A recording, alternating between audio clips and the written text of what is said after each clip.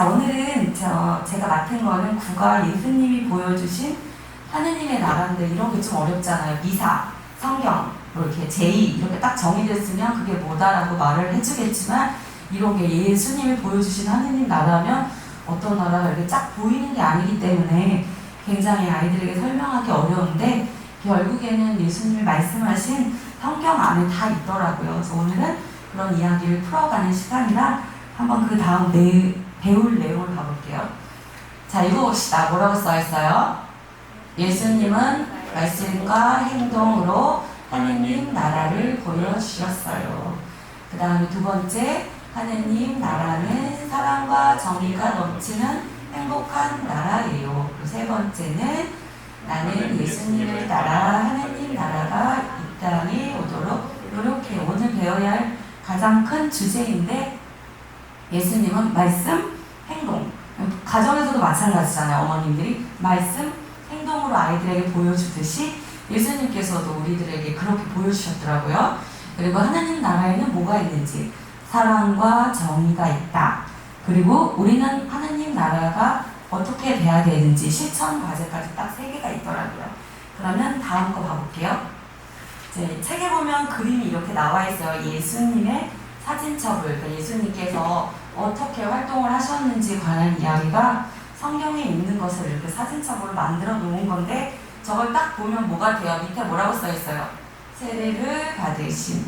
예수님께서 이제 세례를 받으시면서 스타트 하시면서 이제 하느님 나라가 어떤 건지 알려주시는 건데 저기 봐보면 뭐가 있는 것 같아요? 딱 보면 성당 우리 교리에서 가장 중요시하는 삼위일체가 있어요. 성자, 성부, 성자, 성령. 딱 보면 그림이 딱 보여요? 저 위에 비둘기까지.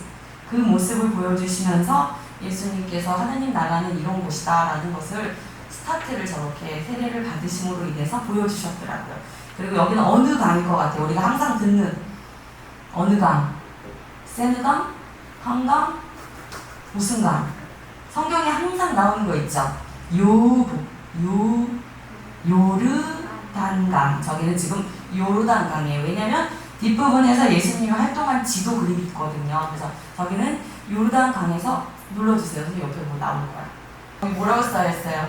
세례 장면에서는 삼위일체 하느님이 함께 하심을 통해서 하느님 나라를 보여주셨다. 두 번째 그림 넘어갈게요. 책에 있는 그림이에요. 제자를 부르시다. 저희 책에도 있어요. 갈릴레아 호숫가에서 제가 좀 이따 봉헌성가로 칠 노래인데 거기에 갈릴레아 호수에서 예수님께서 이렇게 부르시는 모습이죠. 얘들아 이리 와, 내가 너를 사람 낚는 어부로 만들어줄게. 말 그대로 그 사람을 막 낚는 건 아니지 얘들아? 그치? 예수님의 말씀을 혼자 정하는 게 아니라 12명의 제자를 부르세요. 근데 그 제자가 아무나 12명 1, 2 선착순으로 부르는 게 아니라 딱 보시고 12명을 부르는데 저기에는 일단 어부 시몬하고 또 누구래? 동생 누구? 뭐라고 써있어요? 그의 동생 누구? 안드레아. 그 다음에 야고보의 동생 누구? 요한을 일단 먼저 부르시고 같이 12사도를 다 부르세요. 근데 여기서 사도라는 것이 무슨 뜻인지 혹시 아는 사람 없지요? 그렇죠? 사도는 보내진 사람, 파견된 사람이더라고요. 그리고 저기가 갈릴레아 호수. 노래 갈릴레아 호숫가에서 하면서 성경 말씀을 만든 노래가 저희 성가책에도 다 들어가 있거든요. 그래서 저기 지금 갈릴레아 호수예요. 그리고 세 번째 그림을 넘어가 보겠습니다. 이거는 뭐 같아요? 중풍 병자를 고치신. 여기에서 중요한 포인트가 여러 개가 있더라고요. 저 위에 뭐예요? 손이죠? 저 사람들은 누구일까? 왜 저렇게 지붕에 성경 말씀을 보면 그렇게 나오더라고요. 저 사람들이 사람이 너무 많은 군중이 오니까 그 군중을 뚫고 중풍 환자를 데려갈 수 없어서 지붕을 뚫고 예수님한테 가서 그 친구들이 도와준 거예요. 근데 저거는 중요한 건 믿음이라는 거죠. 저 사람이 분명히 고쳐질 수 있다는 믿음이 없었다면 저렇게 위험하게 지붕까지 올라가서 저 중풍 환자를 지붕을 뜯어내고 내려주지 않았을 거예요. 그래서 믿음이라는 게 살면서 얼마나 중요한지 예수님을 옆에 보면 그쵸? 많은 군중 때문에 그분에게 다가갈 수 없어서 예수님이 계신 자리에 지붕을 벗기고 구멍을 내어 들 것을 달아 내려보냈다. 이게 보면 마르크복음 2장 1절 12절에 다 나오는 성경 말씀에 있는 내용이더라고요. 여기서 제일 중요한 건 뭐라고요? 친구들의 도움과 믿음. 그러니까 우리가 아까 말했죠. 사랑과 정의가 넘치는 행복한 나라다. 이런 게 바로 예수님 나라는 저런 게 실천되고 이루어져야 된다라고 말씀을 해주시는 거예요. 여기 지역은 카파르나움이라는 지역이었거든요. 이거를 행해 주시고 그 다음으로 딱 넘어가 볼게요. 자, 저기 뭐예요? 지금 뭐 하고 계시는 거예요, 예수님이? 산 위에서 가르치시는 거예요. 예수님께서 저기에서는 참 행복에 대한 이야기를 말씀해 주세요. 행복하여라. 어떻게 돼 있어요? 제가 형광펜으로 친 거 그 첫 위에만 한번 읽어볼게요. 행복하여라. 그들의 것이다 라고 시작하시면서 행복하여라, 어떻게 해라, 어떻게 해라, 그러면 하느님 나라가 너의 것이다. 이런 것들을 올라가셔서 상산설교의 산이라고 그래요, 저기가. 그래서 예수님께서 이렇게 해야 행복하고 너네 이렇게 해야 하느님 나라에 들어갈 수 있어 라는 것을 예수님께서 설명해 주시는 모습이에요. 그래서 예수님은 지금 이거를 통해서 하나님 나라는 이런 곳이고 이렇게 해야 너희 하나님 나라에 갈 수 있어 라는 것을 성경 말씀에서 계속 보여주고 계세요. 그 다음 넘어가 볼게요. 그 다음엔 겨자씨유 비유. 겨자씨의 이야기는 되게 많이 나오죠. 자, 저기 어떻게 되어 있는지 해볼까요? 읽어볼게요. 시작! 예수님께서는 하느님 나라는 겨자씨와 같다. 땅에 뿌릴 때는 세상의 어떤 씨앗보다 작지만 뿌려지면 자라나면서 어떤 풀보다 커지고 큰 가지들을 걸어 하늘의 새들이 그 그늘에 깃들일 수 있게 된다고. 네, 이것도 성경 말씀인데 겨자씨가 되게 많이 나오는데 예전에 수영수님이 겨자씨를 진짜 갖고 와서 아이들에게 보여줬었는데 그게 어디다 있는지 몰라서 다음 그림 보고 오세요. 이게 겨자씨. 손에 보면 엄청 작죠. 저보다 더 작은 씨도 있지만 겨자씨가 정말 저렇게 쬐끄맣더라고요. 그리고 다음 그림을 보면 이게 바로 겨자씨 뿌렸을 때 저게 그 나무인데 나무가 아니라 풀이더라고요. 근데 뭐 나무를 비유하신 이유가 있는데 그것까지 제가 다 설명을 해드릴 수 없고 저렇게 하나를 딱 뿌리면 정말 많이 저렇게 약간 유채꽃 같이 엄청나게 핀다고 하더라고요. 그래서 겨자씨처럼 쬐끄맣게 뿌려지지만 엄청 많은 효과가 있다. 이제 그런 것을 겨자씨 비유를 일부러 들어서 말씀을 주셨다고 하고 겨자씨 저렇게 쬐끄만데 어마어마한 일을 할 수 있구나 라는 것을 예수님께서 말씀을 해주시는 거거든요. 그 다음에 6번째 그림을 봐볼게요. 이것도 풍랑을 가라앉히신 예수님의 모습인데 여기에서 이제 제자들이 엄청 호들갑 떨어요. 막 배가 뒤집어질 것 같고. 근데 저희도 왜 엄마 아빠랑 아이들이 놀러를 갔는데도 막 무섭다고 계속 호들갑 떨면 막 왜 그래 엄마랑 아빠가 있는데 뭐가 무서워 이렇게 말할 때 있잖아요. 괜찮아 걱정하지 마. 근데도 막 애들이 소리 지르고 막 호들갑 떨 때가 있잖아요. 그것처럼 저기도 예수님이랑 같이 있는데도 그 풍랑을 맞으면서 막 제자들이 엄청 막 호들갑을 떨어요. 그래서 예수님께서 꾸짖으시는 거죠. 잠잠해져라, 조용히 하여라. 바다한테는 잠잠해져라. 너희들은 조용히 해라. 왜 이렇게 호들갑을 떨냐? 나를 못 믿냐 이거죠. 그러니까 애들도 엄마 아빠가 있고 같이 보호자가 있는데 엄마 아빠를 못 믿을 수도 있잖아요. 불안해하지 마. 엄마 아빠가 있으니까 라고 하는 거랑 약간 비슷한 비유인 것 같더라고요. 그래서 여기서도 믿음이 되게 중요하고 아까 어부들을 불렀던 그 호수가 어디였죠? 갈릴레아 호수. 여기도 그 같은 곳이거든요. 그래서 그 두 가지 예수 제자들을 불렀던 곳하고 풍랑을 일으켰던 장소가 같은 장소예요. 그 다음에 7번째 그림 볼게요.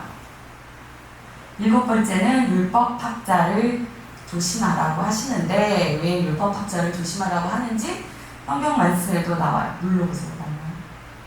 네, 여기에서 이제 예수님이 자 얼른 읽어보세요. 눈으로. 잘난 척하고 대접받으려고 그러고 어떻게 보면 지금 우리의 저런 모습들이 많은 곳들도 있잖아요. 그래서 율법학자들도 저희도 왜 가장 인정받지 못하는 게 정치인이라고 하잖아요. 그것처럼 인정 못 받는 거죠. 조심하라고 예수님께서 높은 자리에 앉으려고 그러고 대접받으려고 그러면 하느님 나라 너희 들어갈 수 없다. 그런 걸 말씀해 주셨어요. 그 다음에 8번째 그림 가보겠습니다. 자케오를 부르신. 자케오야 얼른 내려오너라. 오늘 내가 너 집에 머물러 가겠다. 이건 뭐냐면 자케오는 세금을 막 어르신들은 다 알 거예요. 어른들은 저희는 다 아는데 자케오가 누군지 알아요?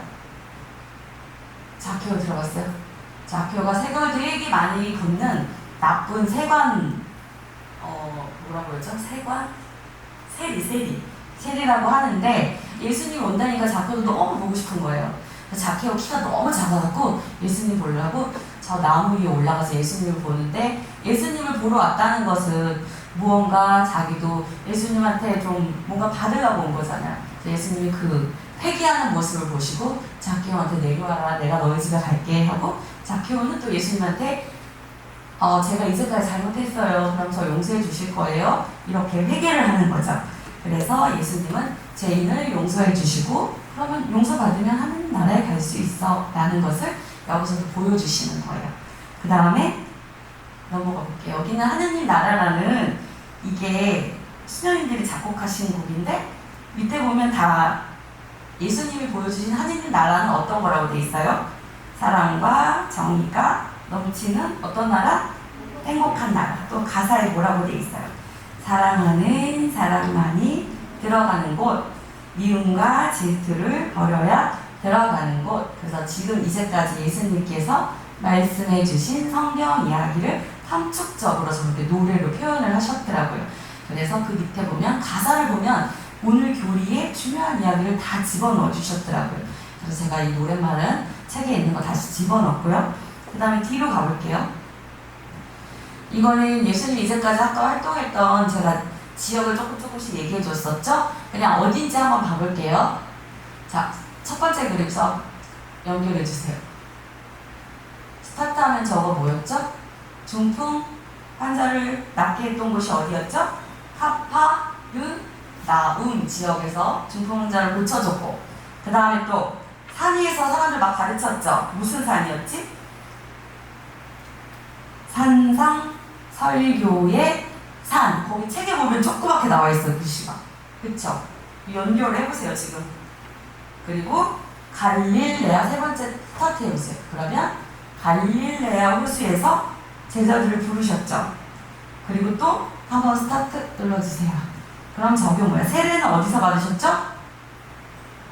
어느 강? 요르단강. 그 다음에 또 스타트 해주면 자케오는 어디? 예리코에서 예수님을 보러 나무 위에 올라갔고 그 다음 또 마지막 풍랑은 저희가 어디예요? 갈릴레아 호수에서. 그래서 예수님이 활동하신 곳을 이렇게 지도로 표현을 해놨어요. 그리고 책에 가보세요. 또 그 밑에 보면 오늘의 모습이 이렇대요. 선생님도 안 가봐도 모르겠고 아 이렇구나 라고 한번 봤거든요. 신부님이 이거 잘 아실 거예요. 그래서 밑에는 지금 우리가 연결한 곳과 이 밑에 지역이 이렇게 지금 변했다라는 그런 그림이에요. 그럼 한번 뒤로 넘겨볼게요. 52페이지에 보면은 이제 이렇게 나와요. 우리가 이제까지 어떤 걸 했는지. 예수님은 말씀과 행동으로 어떻게 했어요? 제일 처음에 우리 주제였죠. 말씀과 행동으로 하느님 나라를 보여주셨죠. 말과 행동. 말은 너희들 행복해라. 그리고 회개해라. 행동은 어떻게 했어요? 풍랑도 멈춰주시고 그리고 또 기적도 일으켜주시고 그래서 하느님 나라는 이런 곳이라는 것을 직접 보여주셨죠. 그다음 두 번째, 하느님 나라는 뭐와 뭐가 있어야 된다고 그랬죠? 제일 중요한 사랑과 정의. 눌러보세요. 사랑과 정의가 넘치는 행복한 나라. 그 다음에 뒤에 그림은 우리가 실천해야 되는 것들이죠. 나는 예수님을 따라 하느님 나라가 어떻게 해야 돼요? 이 땅에 오도록 노력해야 한다. 근데 이 그림 봐보세요. 이 땅에 오도록 노력하면 어떻게 되는 거? 우리 친구들이 실천할 수 있는 일들이 뭘까?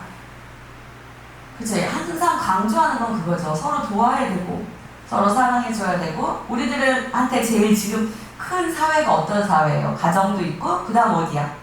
학교죠. 학교. 그래서 학교 안에서도 저기 지금 좀 어려운 친구, 잘 못하는 친구를 도와주는 그림 같지 않아요? 근데 친구가 이제 다문화 친구인 것 같기도 하고, 우리 주변에 이제 다문화인 친구들이 점점 많아지기 때문에 그런 친구 뭐 잘 안 될 때 도와주는 그림인 것 같아요. 그래서 내가 할 수 있는 건가 뭔가, 하느님 나라가 어떤 거지? 그럼 내가 할 수 있는 일은 뭘까? 선생님도 마찬가지예요. 지금 토요일이죠. 토요일이면 뭐를 해야 돼? 가족과 함께 있거나 쉬어야 되는데 토요일도 나오고 내일 일요일이에요. 일요일도 오늘은 천연상체 반만 있지만 내일은 나머지 학년도 미사가 있어. 또 나와야 돼. 이것도 하느님 나라로 가기 위한 실천이라고 생각을 하고 이걸 하는 거죠. 지금 얼마나 습해. 끈적끈적거리죠. 집에 있으면 에어컨 틀고 있을 수 있는데. 그쵸? 여기 나와서 선생님 또 파워포인트도 못하거든. 누가 해줬게 이게? 선생님 남편 뭐 해달라는 거 다 해주면서 커피 타와라 커피도 타주고, 저번에는 선생님 아들 이번 주는 시험 기간에 해줄 수가 없대. 그리고 선생님 남편이 휴가일 때 하라는 거 다 시켜서 선생님도 파워포인트를 잘 못하니까 이걸 만들어야 되니까 부탁을 해서 해줬어요. 그래서 내가 하느님 나라를 가기 위해선 날 도와줘야 된다 이렇게 얘기를 하고 이걸 도와달라고 한 거였거든요. 그것도 하나. 내가 실천할 수 있는 일이 뭐가 있지? 학교에서 조금 미웠던 친구 있어. 기분 나쁜 거 다 말해주고 싶어. 하지만 그거 한 번 참고, 그래 기분 나빴더라도 한 번은 참아준다. 선생님도 위층에 새로 이사 왔거든요. 근데 그 꼬마 친구가 엄청 뛰는 거야. 그리고 한 달을 넘게 참았고 공사할 때도 엄청 시끄러운데 계속 참았는데, 그래 나는 하느님을 믿는 사람이니까 애기니까 뛸 수도 있지 하고 너지게 딱 만났어요. 엘리베이터에서. 네, 안녕하세요 인사하고, 잘 때만 안 뛰면 되죠 뭐. 속에서는 안 그랬거든요. 계속 막 몇 번 올라가야 되는 거야. 뭐 포스트에 이거 붙여야 되는 거 아니야? 계속 그랬거든요. 완전 어디서부터 어디까지 동선까지 다 할 수 있도록 뛰고 9시 넘었는데도 뛰네. 막 계속 그랬거든요. 근데 딱 엘리베이터에서 막상 만나니까 안녕하세요.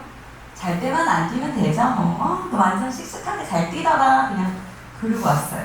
그것도 하나 실천했다라고 생각을 했어요.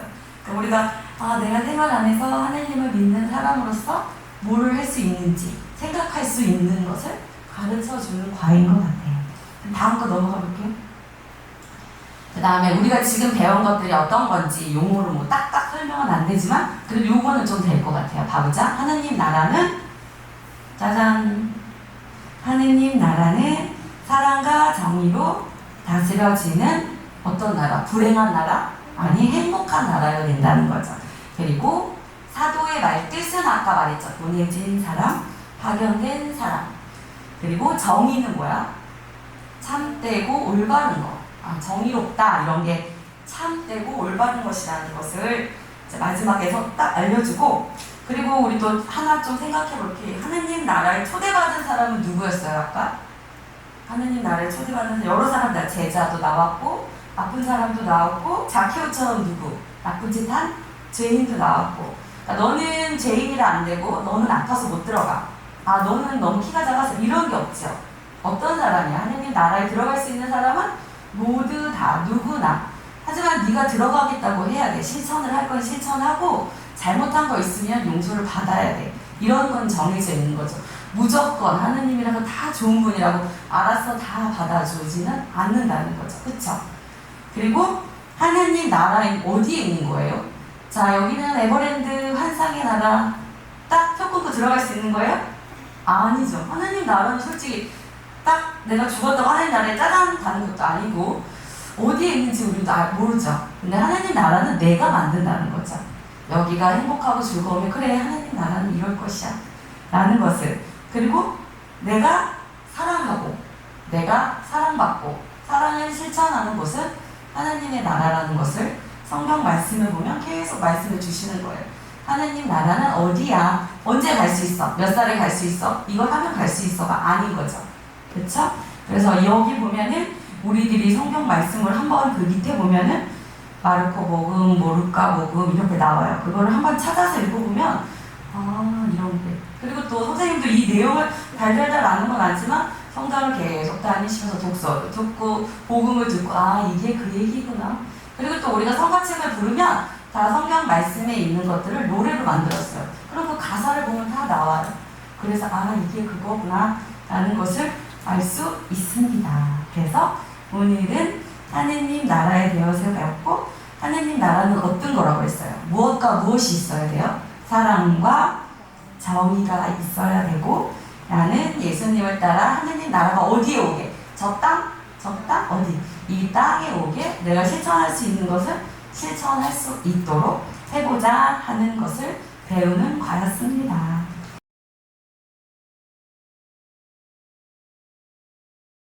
오늘 제가 할 건 사실은 예비자 교리의 내용을 좀 많이 가져왔습니다. 왜냐면 예비자 교리에서 하는 내용이 그대로 따라와 있어서 제 그걸로 해도 충분하겠다 싶어서 오늘은 예비자 교리 내용을 좀 가져왔습니다.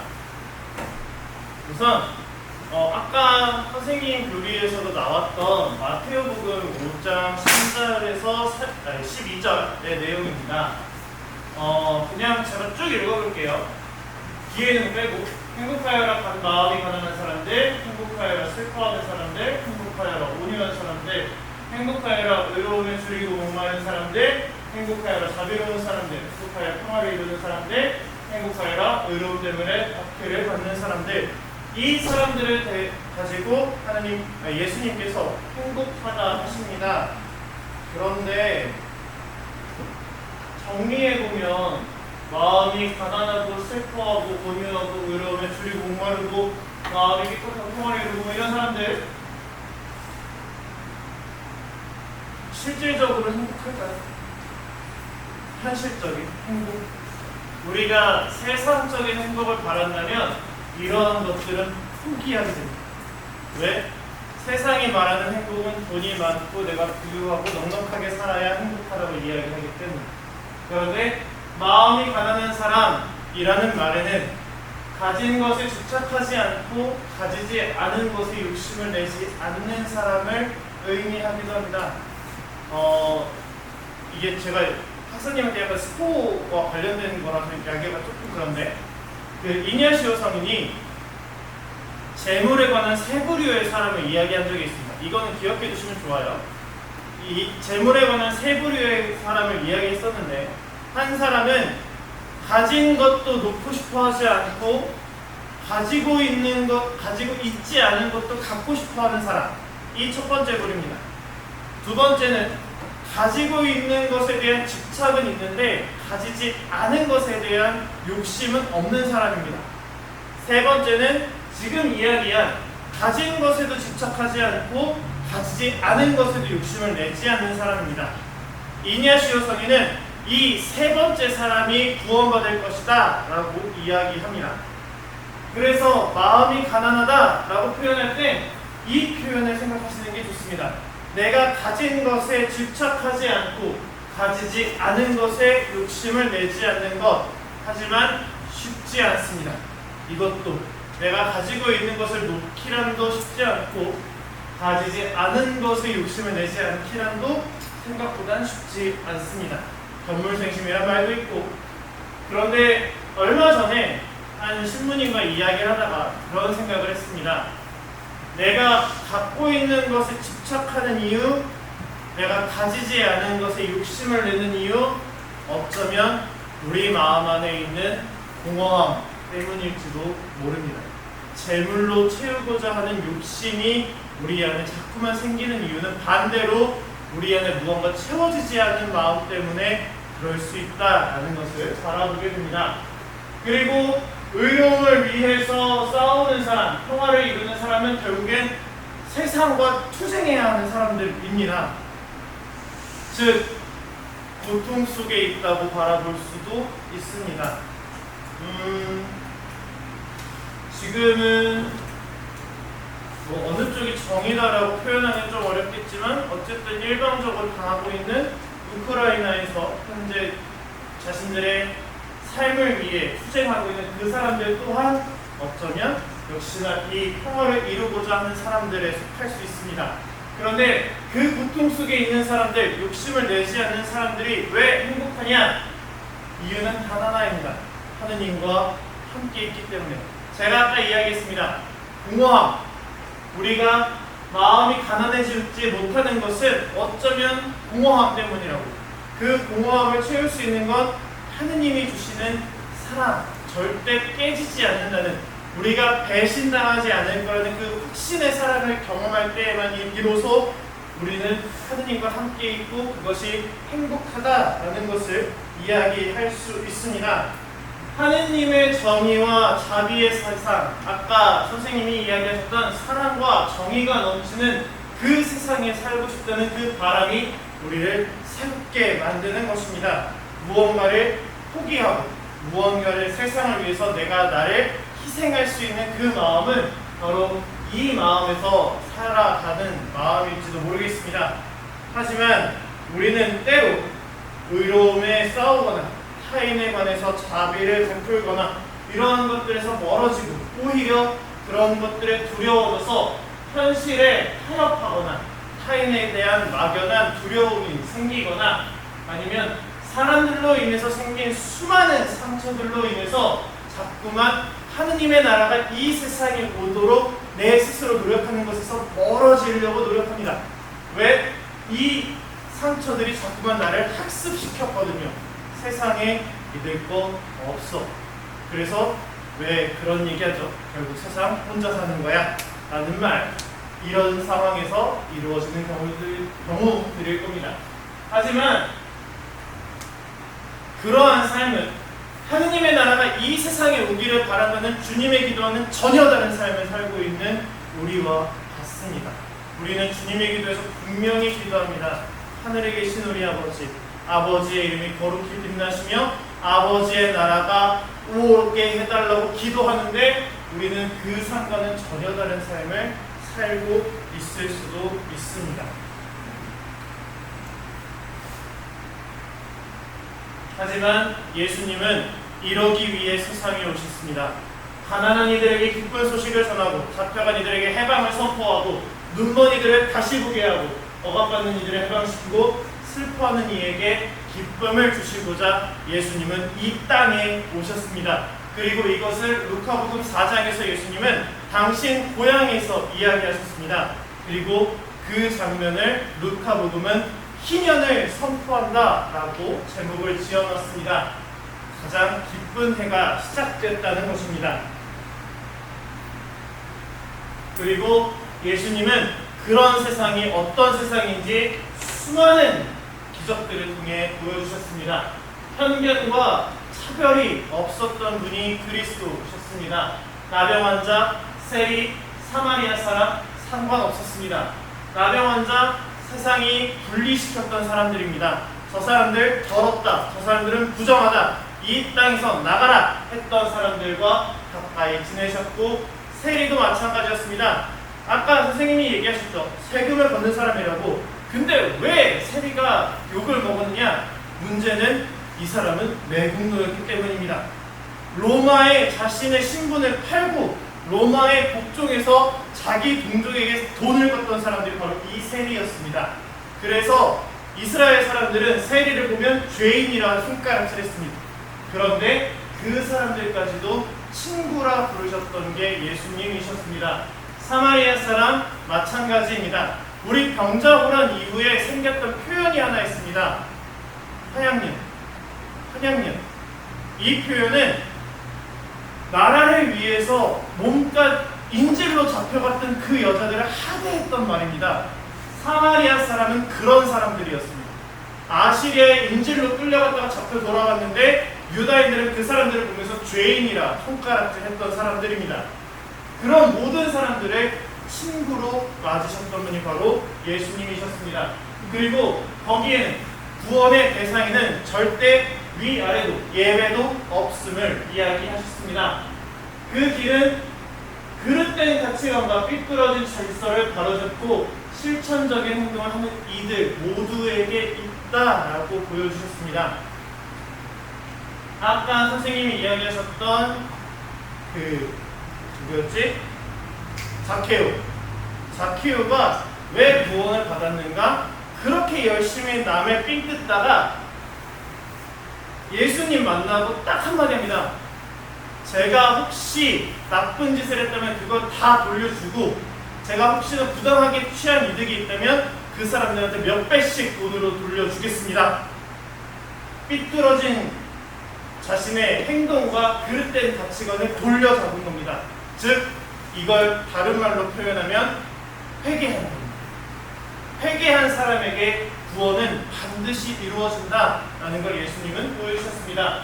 단 예수님은 그 앞에 이러한 말을 덧붙이셨습니다. 더 이상 죄 짓지 마라. 이게 조건입니다. 더 이상 그 죄로 다시 돌아가지 마라 라는 게 예수님의 조건이고요. 그래서 예수님은 구원으로 가는 길은 좁은 문이라 얘기하셨습니다. 왜? 그렇게 되기 사람이 쉽지 않거든요. 우리가 고해성사 볼 때 늘 같은 죄를 반복해서 고백합니다. 왜? 우리는 제가 5강인가 6강에서 얘기했던 우리의 원죄, 나약한 본성 때문에 자꾸만 거기로 회귀합니다. 그런데 그것을 포기하고 깎아내고 버리면서 갈 수 있게끔, 그래서 그 길을 좁은 문이라 표현하고 어쩌면 오르막길이라고 바라볼 수 있을 것 같습니다. 그리고 예수님이 오늘 복음에서도 그리고 엘리사를 통해서도 보여주셨던 것은 가진 것을 다 팔아서 하느님의 나라를 차지하라고 이야기하십니다. 그리고 그렇게 하셨던 분들이 바로 성인, 성녀분들이 많으셨습니다. 우리가 기억하는 프란치스코 성인, 상당한 부유한 집안이었습니다. 그런데 그 모든 것을 포기하고 하느님의 나라를 위해 자신의 온 삶을 희생했습니다. 이러한 분들처럼 자신이 가지고 있는 것을 다 팔아서 하느님의 나라를 차지하라 예수님은 계속해서 이야기하십니다. 그리고 그 안에서 하느님은 언제나 인간과 계약을 맺어 오셨습니다. 제가 지난 강의부터 계속해서 이야기하고 있는 게 계약에 관한 이야기들을 계속해서 하고 있습니다. 계약은 창세 때부터 계속해서 이어져 왔습니다. 너네 선악과 따먹지 마. 영원한 생명을 줄 거야. 또 계약이었습니다. 너네 아브라함에게 너가 많은 민족들의 아버지가 되고 네가 수많은 자식들이 번성하게끔 해줄게. 단 그 계약의 징표로 할례를 받아라 라고 이야기하셨습니다. 이렇게 계속해서 계약을 맺어오다가 시나이 산에서 계약을 맺고 십계명을 맺었는데, 제가 이전에도 이야기했듯 이스라엘은 이걸 제대로 지킨 적이 잘 없습니다. 그러다 보니 하느님이, 예수님이 고민을 하십니다. 그런데 한 율법학자가 이 십계명, 다양한 율법 중에 가장 중요한 계명은 무엇입니까? 라고 했더니 하느님 사랑과 이웃 사랑이 가장 중요하다라고 이야기하셨습니다. 그리고 이것을 하나의 계명으로 새로운 계명을 주십니다. 바로 내가 너희를 사랑한 것처럼 너희도 서로 사랑하라 라는 계명을 새로운 계약과 함께, 우리가 지금 미사를 하고 있는 이 계약의 모습과 함께 예수님은 새로운 계명을 주셨습니다. 그런데 이 계명이 제가 몇 번 얘기했지만 세상 어려운 계명이 됩니다. 왜? 내가 너희를 사랑한 것처럼. 혹시 지난주에 저의 미사를 오신 분들은 제가 영상 하나 보여드렸던 적이 있습니다. 뭐냐면 예수님의 성체가 변화되었던 기적에 대한 영상인데요. 그 영상에서 예수님의 성체는 언제나 예수님의 심장 근육으로 변화되었습니다. 예수님은 언제든 어디에서든 미사가 이루어지는 순간 사제의 손으로 축성될 때마다 당신의 심장을 내어주는 사랑을 하고 계십니다. 그런데 그 사랑을 우리 보고 하라는 겁니다. 내가 너희를 사랑한 것처럼 너희도 사랑하라고. 그런데 이 사랑을 우리가 할 수 있는가? 조금 의구심이 들 때가 있게 됩니다. 그래서 이걸 다른 말로 하면 남이 너희에게 해주기를 바라는 그대로 너희도 남에게 해주라는 그 말씀으로 다시 생각해 볼 수 있겠습니다.